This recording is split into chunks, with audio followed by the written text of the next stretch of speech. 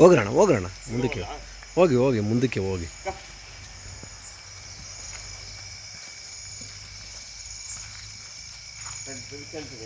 ಹಾಂ, ಮುಂದಕ್ಕೆ ಹೋಗಿ ತಿರುಗಿಸ್ಕೊಳ್ಳಿ, ಇನ್ನೂ ಮುಂದಕ್ಕೆ ಹೋಗಿ, ಪರವಾಗಿಲ್ಲ. ಹೋಗಿ, ಸಖತ್ತಾಗೆ ಕಾಣಿಸ್ತದೆ ಲೈಟ್ ಕಣ್. ಹೋಗಿ. ಇಲ್ಲ ಕಣ್, ಬಾಣ ಚೆನ್ನಾಗೇ ಕಾಣಿಸ್ತದೆ.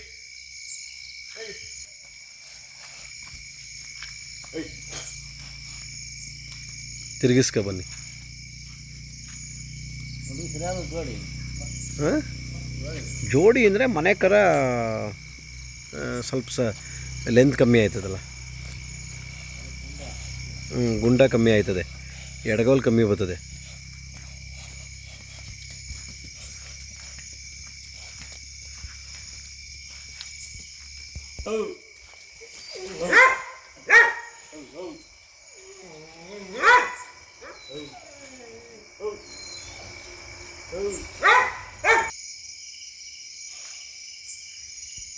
ನೋಡ್ತಾ ಇರ್ಬೋದು ಸ್ನೇಹಿತರೆ, ಏನೋ ನಮ್ಮ ಟೈಮು ಹಿಂಗೆ ಏನೋ ಗೊತ್ತಿಲ್ಲ.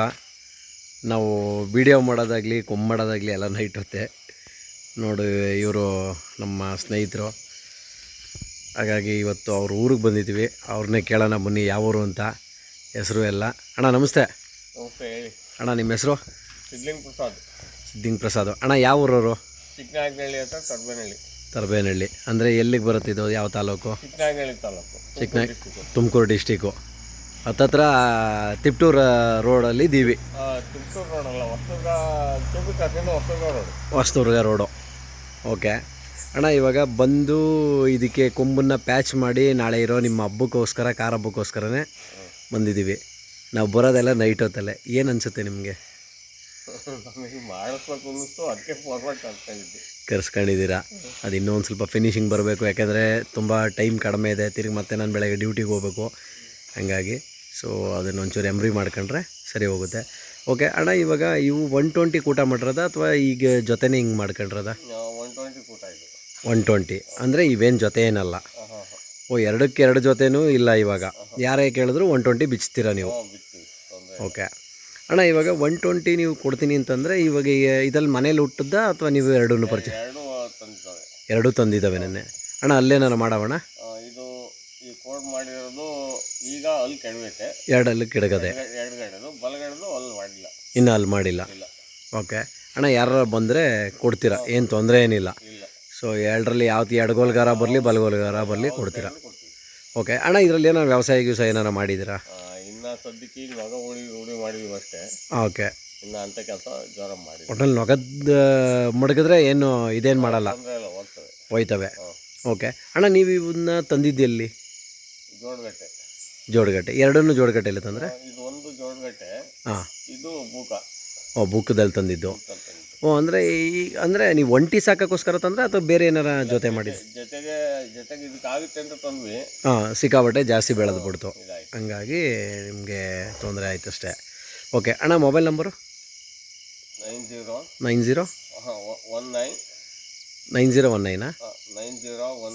9019 402602. ನೋಡ್ತಾ ಇರ್ಬೋದು ಸ್ನೇಹಿತರೆ, ಇದು ಇವ್ರ ಮೊಬೈಲ್ ನಂಬರು. ಆಲ್ಮೋಸ್ಟ್ ಅಲ್ಲೂ ಆಗಿದೆ ಟೈಮ್, ಒಂದು 2:40. ನಮ್ಮ ಟೈಮೆಲ್ಲ 99% ಕೊಮ್ಮಾಡೋದು, ನಾವು ಓಡಾಡೋದು ಎಲ್ಲ ಇದೇ ಟೈಮೇ. ನೈಟ್ ಹೊತ್ತೆ ಡ್ಯೂಟಿ ಮುಗಿಸ್ಕೊಂಡು ಯಾರಿಗಾದರೂ ಬೇಕು ಅನಿಸಿದ್ರೆ ಓವರ್ ಸ್ಪೀಡು, ಯಾರಾದರೂ ಈ ಮಹಾರಾಷ್ಟ್ರ ಕಡೆಯವರು ನೋಡ್ತಾ ಇರ್ತೀರ, ಆಂಧ್ರ ಕಡೆಯವ್ರು ನೋಡ್ತಾ ಇರ್ತೀರ, ತಮಿಳ್ನಾಡವ್ರು ನೋಡ್ತಾ ಇರ್ತೀರ, ಎರಡೂ ಕೂಡ ರ್ಯಾಕೆಟ್ ಸ್ಪೀಡ್ ಇರೋ ಥರ ಸ್ಪೀಡ್ ಇದ್ದಾವೆ. ಯಾವುದೇ ಒಂಟಿ ಕೇಳಿದ್ರು ಅವ್ರು ಬಿಚ್ತಾರೆ. ಹಾಗೊಂದು ವೇಳೆ ಯಾರಿಗಾದರೂ ಬೇಕು ಅನಿಸಿದ್ರೆ ಅವರ ಮೊಬೈಲ್ ನಂಬರನ್ನ ಕೊಟ್ಟಿರ್ತೀನಿ, ದಯವಿಟ್ಟು ಕರೆ ಮಾಡ್ತೀರಾ. ಸೊ ಅವರು ಒಂದು ವಿಶೇಷ ಏನು ಅಂತಂದರೆ, ನಾನು ಅವ್ರನ್ನ ಕೇಳಿದೆ, ಅಣ್ಣ ಈಗ ಹೊರಗಡೆಯಿಂದ ಬರೋರು ಹೆಂಗಣ್ಣ ನಿಮ್ಮ ದನ ತೊಗೊಂಡು ಹೋಗೋದು? ಇಲ್ಲಿಂದ ಬಂದರೆ ತುಂಬ ದೂರ ಆಗುತ್ತೆ, ಅವ್ರಿಗೂ ಟ್ರಾನ್ಸ್ಪೋರ್ಟೇಷನ್ ಎಲ್ಲ ಬೀಳುತ್ತೆ ಅಂತಂದಾಗ ಅವರೊಂದು ಮಾತಂದರು ನಮಗೆ, ಅಣ್ಣ ಯಾರೇ ಹೊರಗಡೆಯಿಂದ ಬಂದರು ನನಗೇನೋ ಅಡ್ಜಸ್ಟ್ ಆಯಿತು ಬೆಲೆ ಅಂತಂದರೆ, ಸೊ ಟ್ರಾನ್ಸ್ಪೋರ್ಟೇಷನ್ನು ಏನಿರುತ್ತೋ ಅದನ್ನು ನಾನು ಫ್ರೀಯಾಗಿ ಬಿಟ್ಕೊಡ್ತೀನಿ ನಾನೇ ಅಂತ. ಅದು ಬನ್ನಿ ಕೇಳೋಣ ಹಂಗೇ. ಅಣ್ಣ, ಈಗ ನೀವು ಆವಾಗಲೇ ನನ್ನ ಹತ್ರ ಹೇಳಿದ್ರಿ, ಅಣ್ಣ ದೂರದಿಂದ ಬರೋರು ಯಾರಾದರೂ ಬಂದು ನನ್ನ ದನನ ತೊಗೊಂಡ್ರೆ ಸೊ ಅನುಸರಿಸಿ ಬೆಲೆನ ಕೊಡ್ತೀನಿ ನಾನು. ಟ್ರಾನ್ಸ್ಪೋರ್ಟೇಷನ್ ಕೂಡ ನಾನೇ ಅವ್ರಿಗೆ ಹೌದು ಕೊಡ್ತೀನಿ ಅಂತ ಅಂದರೆ. ದೂರದಿಂದ ಈಗ ಮಹಾರಾಷ್ಟ್ರ, ಧಾರವಾಡ, ಹುಬ್ಳಿ, ಗುಲ್ಬರ್ಗ ಹಿಂಗೆ ದೂರದಿಂದ ಬಂದರೆ ಅವ್ರಿಗೆ ಎರಡೂ ಎತ್ತು ತಗೊಂಡ್ರೆ ಇಲ್ಲಿಂದ ಗಾಡಿ ಮಾಡಿ ಕಳಿಸೋ ಜವಾಬ್ದಾರಿ ನಂದು, ಗಾಡಿ ಬಾಡಿಗೆ ನಂದು.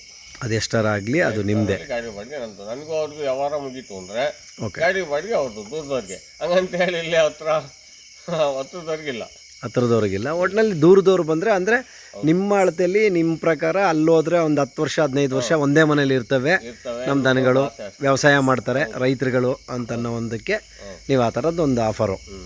ಓಕೆ, ನೋಡ್ತಾ ಇರ್ಬೋದು ಸ್ನೇಹಿತರೆ. ಯಾರಾದರೂ ಆಗೊಂದು ವೇಳೆ ಹೊರಗಡೆಯವರು ತುಂಬ ದೂರದವ್ರು ಬಂದರೆ ಸೊ ಎರಡರದ್ದು ಕೂಡ ವಿಡಿಯೋ ಹಾಕಿರ್ತೀನಿ. ಆಮೇಲೆ ಜೊತೆಗೆ ಬೇಕಾದ್ರೆ ಬೆಳಗ್ಗೆಗೆ ಒಂದು ರೌಂಡು ವಾಕಿಂಗ್ ಬಿಟ್ಟು ಅವ್ರ ಹತ್ರನೇ ವಿಡಿಯೋ ಮಾಡಿ ಅದನ್ನು ಕೂಡ ಜೊತೆಲಿ ಆ್ಯಡ್ ಮಾಡಿರ್ತೀನಿ. ಒಂದು ವೇಳೆ ಯಾರಿಗಾರ ಬೇಕು ಅನಿಸಿದ್ರೆ ತೊಗೋಬೋದು. ಯಾಕೆಂದರೆ ಎಡಗಡೆಗೆ ಯಾಕೆ ಪ್ಯಾಚ್ ಮಾಡೋದು ಅಂದರೆ ಆ ಮೇಲೆ ಏನು ಕಡ್ಡಿ ಕೊಟ್ಟಿದ್ದೀನೋ ಫಸ್ಟ್ ಕಡ್ಡಿ ಟಾಪ್ದು ಅಲ್ಲಿವರೆಗೂ ಒರಿಜಿನಲ್ ಕೊಂಬಿದ್ದಾವೆ. ಒಂಚೂರು ಶಾರ್ಟೇಜ್ ಇದೆ ಅಂದ್ಬಿಟ್ಟು ಅವ್ರ ಮನೆ ಹಬ್ಬದಕ್ಕೋಸ್ಕರ ಇವತ್ತು ನಾವು ಅದಕ್ಕೊಂಚೂರು ಪ್ಯಾಚ್ ಮಾಡಬೇಕಾಗಿ ಬಂತು. ಇನ್ನೊಂದು ದಿವಸ ಕೊಂಬೊರ್ದು ಇದಕ್ಕೂ ಕೂಡ ಲೈಟಾಗಿ ಕೊಂಬೊರ್ದಿದ್ದೀವಿ. ಕೊಂಬಿದ್ದಕ್ಕೆ ಹಿಂದಕ್ಕೆ ಬೆಂಡ್ ತೆಗೆದು ಗೆಡ್ಡೆ ಹೊಡಿಬೇಕು. ಅವ್ರು ಬೇಡಪ್ಪ ಅಯ್ಯೋ ಯಾರೋ ಒಬ್ಬರ ಮನೇಲಿ ಗೇಯ್ಲಿ ಶೋಕಿನೇ ಮಾಡೋಕ್ಕಾಗಲ್ಲ ಅಂತ ಅಂದ್ಬಿಟ್ಟು ಇಟ್ಕೊಂಡಿದ್ದಾರೆ. ಓಕೆ ಅಣ್ಣ, ಇವಕ್ಕೆಲ್ಲ ಏನು ತಿಂಡಿ ಹಾಕ್ತೀರಾ ಕರೆಕ್ಟು? ನಾನು ಕೇಳೋಣ ಅಂದ್ಕೊಂಡೆ. ಇಂಥ ಹಸಿರು ಕಾಲದಲ್ಲೂ ಹಿಂಗೆ ವೈಟಿಗೆ ಹೊಳಿತಾವಲ್ಲ, ಏನು ಮಾಡ್ತೀರಾ? ಬೂಸ, ಹಾಂ ರವೆ ಬೂಸ, ಹಾಂ ಮುಸಿನ ಅಷ್ಟೇ. ಹುಲ್ಲು ರಾಗಿ ಹುಲ್ಲು, ರಾಗಿ ಹುಲ್ಲು 2 ಹೊತ್ತು ಒಣದು, 2 ಹೊತ್ತು ಒಣಹುಲ್ಲೆ. ಇನ್ನೊಂದು 2 ತಿಂಗಳು ಹೋದರೆ ಹಸಿ ಹುಲ್ಲು ಬರುತ್ತೆ. ಅವಾಗ ಫುಲ್ಲು ಹಗಲು ರಾತ್ರಿ ಹಸಿ ಹುಲ್ಲು. ಹಸಿ ಹುಲ್ಲೆ. ಅಣ್ಣ ಬಣ್ಣ ಏನು ಕೆಟ್ಟೋಗಲ್ವಾ? ಸದ್ಯಕ್ಕಂತೂ ಏನು ಅಂತಿಲ್ಲ. ಓಕೆ ಓಕೆ, ನೋಡ್ತಾ ಇರ್ಬೋದು ಸ್ನೇಹಿತರೆ. ಹಂಗೇ ಸೊ ಫಸ್ಟೇ ನೋಡ್ಬಿಡ್ತೀನಿ ಯಾವ್ದಾರ ಸುಳಿ ಸುದ್ದ ಇದೆಯಾ ಅಂತ. ಸುಳಿ ಸುದ್ದ ಏನೂ ಇಲ್ಲ. ಸುಳಿ ಸುದ್ದ ತೋರಿಸಿದ್ರೆ ಬಂದಿದ್ದು ಖರ್ಚು ಫ್ರೀ. ಖರ್ಚು ಫ್ರೀ. ಹಂಗೆ ನೋಡ್ತಾ ಇರ್ಬೋದು. ಯಾವುದೇ ನನಗನ್ನಿಸ್ದಂಗೆ ಯಾವುದೇ ಒಂದು ತಪ್ಪನ ಸುಳಿ ಆಗಲಿ ಇನ್ನೊಂದಾಗಲಿ ಇಲ್ಲ. ಯಾರಾದರೂ ತುಂಬ ಖುಷಿಪಟ್ಟು ಸಾಕ್ತೀನಿ ನಾನು ಇದರಲ್ಲಿ ವ್ಯವಸಾಯ ಮಾಡ್ತೀನಿ ಇನ್ನೋರಿಗೆ ಅವರು ಧಾರಾಳವಾಗಿ ಕೊಡ್ತಾರೆ. ತುಂಬ ಒಂದು ಖುಷಿ ಆಗುತ್ತೆ. ಯಾಕೆಂದರೆ ಇಷ್ಟು ದೂರಕ್ಕೆ ನಾವು ಬರ್ತೀವಿ, ನಮ್ಮ ರೈತರಿಗೆ ಅನುಕೂಲ ಆಗಲಿ ಅಂತ ಆದಷ್ಟು ವೀಡಿಯೋಗಳು ಮಾಡಿರ್ತಿರ್ತೀನಿ. ದಯವಿಟ್ಟು ಇವತ್ತು ಯಾರೋ ಒಬ್ರು ಹೇಳಿದ್ರು, ಅಣ್ಣ ಇದಕ್ಕೊಂದು ಜೊತೆಗೆ ಕರ ಬೇಕು ಅಂದ್ಬಿಟ್ಟು ನನಗೆ ಕರ ಕಳಿಸಿದ್ರು. ನಾನು ಇದರಲ್ಲಿರೋ ಬಲಗಡೆ ಕರನ ಅವ್ರು ಬಿಳಿ ಕರಿ ಕಳಿಸ್ದೆ, ಎಡಗಡೆ ಕರಿಗೆ ಇನ್ನೊಂದು ಕರ ಕಳಿಸ್ದೆ. ಅದಕ್ಕೆ ಅವ್ರು ಹೇಳಿದ್ರು, ಇಲ್ಲ ಅಣ್ಣ ಈ ವಿಡಿಯೋನ ನಾನು ತುಂಬ ದಿವಸದಿಂದನೇ ನೋಡಿದೆ, ಚಿಕ್ಕರುಗಳ್ದು ವೀಡಿಯೋ ಮಾಡೋರು ಅಂದ್ಬಿಟ್ಟು ಹಾಕ್ಬಿಟ್ಟೆ ಅಂತ. ದಯವಿಟ್ಟು ವೀಡಿಯೋನ ಪೂರ್ತಿ ನೋಡಿ. ಯಾಕೆ ಅಂತಂದರೆ ನಾನು 1, 2, 3 ಕರುಗಳಿದ್ದಾಗ ಅವ್ರ ಮನೆಗಳಲ್ಲಿ ಎಲ್ಲ ಕರುಗಳದ್ದು ವೀಡಿಯೋ ಮಾಡಿರ್ತೀನಿ. ಸ್ಟಾರ್ಟಿಂಗಲ್ಲಿ ಯಾವುದೋ ಒಂದು ಚಿಕ್ಕರು ಬತ್ತು ಅಥವಾ ದೊಡ್ಡ ಕರು ಬತ್ತು ಇನ್ನೊಂದು ಬತ್ತು ಅಂತ ಅಂದ್ಬಿಟ್ಟು ಪೂರ್ತಿ ವೀಡಿಯೋ ನೋಡದೆ ಬಿಟ್ಬಿಟ್ರೆ ನಿಮಗೆ ಕೂಟ ಸಿಗಬೇಕಾದಂಥ ದನಗಳು ನಿಮಗೆ ಸಿಗೋದಿಲ್ಲ. ಆಲ್ಮೋಸ್ಟ್ ಅಲ್ಲೂ ನಿಮಗೆ ಅನುಕೂಲ ಆಗಲಿ ಅಂತಲೇ ನಾನು ಆದಷ್ಟು ವೀಡಿಯೋ ಮಾಡಿ ಅದು ಏನು ಸುಳಿ ಇರ್ತವೆ, ತಪ್ಪನ ಸುಳಿ ಇರ್ತದೆ, ಇನ್ನೊಂದು ಇರ್ತದೆ, ಎಲ್ಲವನ್ನೂ ನಾನು ಹೇಳಿ ಇಂಥ ದನಿಗೆ ಕೂಟ ಆಗುತ್ತೆ, ಇಂಥ ದನಿಗೆ ಹಾಕ್ಕೊಳ್ಳಿ, ಚೆನ್ನಾಗಿರಿ ಅಂತ ಹೇಳ್ತೀನಿ ರೈತರಿಗೆ.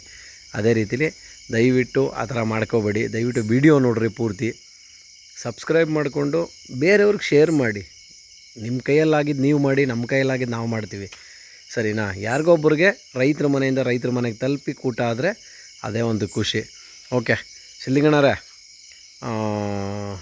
ಈ ನಿಮ್ಮ ಹತ್ರ ಕೇಳ್ತೀನಿ, ನಮ್ಮ ರಾಮನಗರಕ್ಕೂ ನಿಮಗೂ ಎಷ್ಟು ಕಿಲೋಮೀಟ್ರ್ ಆಗ್ಬೋದು?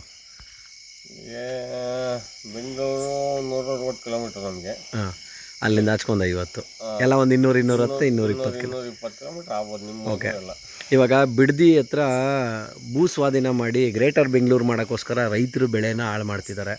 ಅಲ್ಲಿ ರೈತರೇ ಇಲ್ಲ ಅಂತ ಮಾನ್ಯ ಶ್ರೀ ಡಿ ಕೆ ಶಿವಕುಮಾರ್ ಅವರು ಬರಡು ಭೂಮಿ ಅಂತೇಳಿ ಹೇಳಿದ್ದಾರೆ.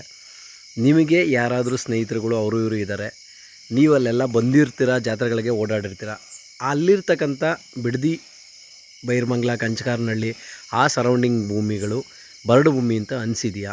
ಯಾವತ್ತೂ ಅನಿಸಿಲ್ಲ. ಮುಖ್ಯಮಂತ್ರಿಗಳಿಗೆ AC ರೂಮಲ್ಲಿ ಕುಂತ್ಕೊಂಡ್ಬಿಟ್ಟು ರೈತರು ದುಡ್ದಿದ್ದು ಅನ್ನ ತಿನ್ನೋಕ್ಕಾಗುತ್ತೆ, ರೈತರು ತೋಟ ಹೆಂಗೈತೆ, ರೈತರು ಹೆಂಗೆ ಕಟ್ಬಿಟ್ಟು ಸಾಕ್ತಾವ್ರೆ, ಅವ್ರಿಗೆ ಭೂಮಿ ಅಕ್ವೈರ್ ಮಾಡಬೇಕು ಬೇಡ, ಹೋಗಿ ನೋಡಬೇಕು, ನೋಡ್ಬಿಟ್ಟು ಮಾಡಬೇಕು. ಇಲ್ಲ ಅಷ್ಟೊಂದು ಭೂಮಿ ಬೇಕಿಲ್ಲ, ಏನೋ ಟೌನ್ಶಿಪ್ಗೆ 50 ಎಕರೆ 100 ಎಕರೆ ಮಾಡ್ಕೊಂಡು ಅಂತ ಮಾಡೋದ್ಬಿಟ್ಟು ಒಂದೇ ಸರಿ ಎಲ್ಲ ರೈತರು ಅಕ್ಲೆ ಬಿಡ್ತಾರೆ, ರೈತರು ಎಲ್ಲಿ ಹೋಗ್ತಾರೆ? ಆ ಥರ ರೈತ ಬೆಳೆದು ಕೊಡಲಿಲ್ಲ ಅಂದರೆ ಮುಖ್ಯಮಂತ್ರಿಗಳು ಏನು ತಿಂತಾರೆ? ಸೈಟ್ ತಿಂತಾರಾ? ಸೈಟಲ್ಲಿ ಬರೋ ದುಡ್ಡು ತಿನ್ನೋಕ್ಕಾಗುತ್ತಾ? ಇಡೀ ರೈತರು ಹಾಲನ್ನ 1 ವಾರ ನಿಲ್ಸಿದ್ರೆ ಇಡೀ ರಾಜ್ಯದಲ್ಲಿ, ದೇಶದಲ್ಲಿ ಹಾಲೇ ಸಿಗಲ್ಲ ಯಾರಿಗೂ. ಹೌದು, ಲಕ್ಷಾಂತರ ಲೀಟರ್ ಹಾಲು ಹೋಗುತ್ತೆ. ಹಾಲು ಕೊಡ್ಬೇಕಾಗ್ತದೆ ಅವತ್ತು. ಇವತ್ತು ಅವ್ರು ಕೊಡೋ ದುಡ್ಡಿಗೆ ನಾವು ಹಾಲು ಹಾಕ್ತೀವಿ, ರೈತ ಹೇಳಿ ದುಡ್ಡಿಗೆ ಹಾಲು ಹಾಕ್ಬೇಕಾಗತ್ತೆ. ಯಾಕೆಂದರೆ ಈ ಬಿಡದಿ ಬೈರ್ಮಂಗ್ಲದಲ್ಲಿ ಪರಿಸ್ಥಿತಿ ಏನು ಮಾಡಿದ್ದಾರೆ ಅಂದರೆ ಎಲ್ಲ ತೆಂಗಿನ ತೋಟ, ಅಡಿಕೆ ತೋಟ, ಮಾವಿನ ಗಿಡ, ಭತ್ತ ಮಾಡಿದ್ದಾರೆ. ಎಲ್ಲ ತರಕಾರಿ, ಇನ್ನೊಂದು ಗದ್ದೆ ಎಲ್ಲ ಇದೆ. ಬರಡು ಭೂಮಿ ಅಂತ ಡಿಕ್ಲೇರ್ ಮಾಡಿದ್ದೀನಿ ಅಂತ ಹೇಳ್ತಾರೆ. ಕಾಡಿಗೂ ಬರಡು ಭೂಮಿ ಎಲ್ಲದು ಗ್ರೀನ್ಲ್ಯಾಂಡು. ನನ್ನ ಲೆಕ್ಕಕ್ಕೆ ಗ್ರೀನ್ಲ್ಯಾಂಡ್ ಅದು. ಅವರು ಮುಖ್ಯಮಂತ್ರಿಗಳ ಲೆಕ್ಕಕ್ಕೆ ಬಡಭೂಮಿ ಇರ್ಬೋದು, ನಮ್ಮ ರೈತರ ಲೆಕ್ಕಕ್ಕೆ ಅದು ಗ್ರೀನ್ಲ್ಯಾಂಡ್. ಓಕೆ